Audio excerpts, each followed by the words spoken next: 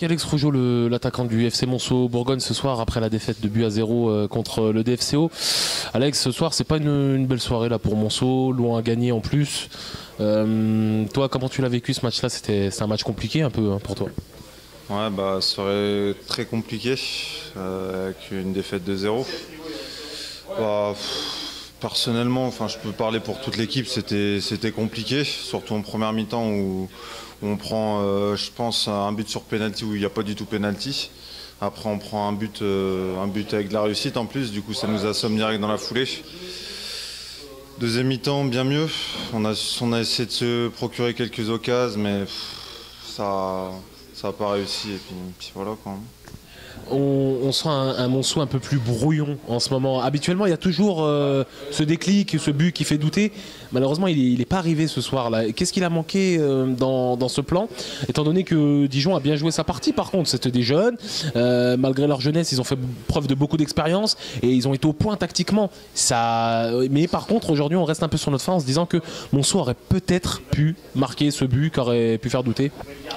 Après, c'est vrai que c'était très compliqué, mais sur la deuxième mi-temps, ils ont eu aussi beaucoup de réussite. Je pense par exemple sur la tête de Ben, que le gardien enlève de la tête. Après sur le ballon que le défenseur dévie, ça frôle le poteau, ça peut faire 2 buts aussi.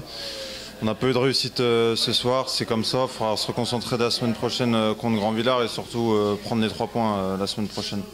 Merci à Kevin Dupasquier, le défenseur central du FC Monceau Bourgogne après la défaite de but à 0 aux Alouettes. Kevin, sale soirée, on en parlait avec Alex Rougeau à l'instant. C'était compliqué là ce soir, on a vu une belle équipe de Dijon, très jeune mais malgré tout très expérimentée. Qu'est-ce qui a manqué à Monceau ce soir pour inquiéter cette équipe dijonnaise?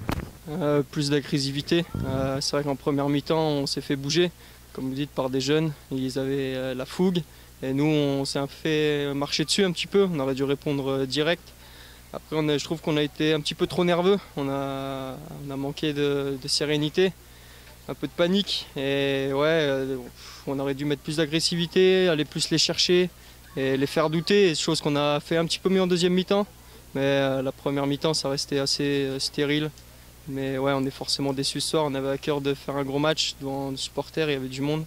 Et ouais, on est déçus forcément. On a vu que Louan avait gagné son match ce soir contre le FC Guignon. C'est des résultats qui n'arrangent pas forcément, mais malgré tout, on sait qu'il reste encore des confrontations directes. Monceau ira à Louan, Monceau recevra Guignon. Donc il faudra faire le plein de points sur ces confrontations directes. C'est ce qui fera la différence?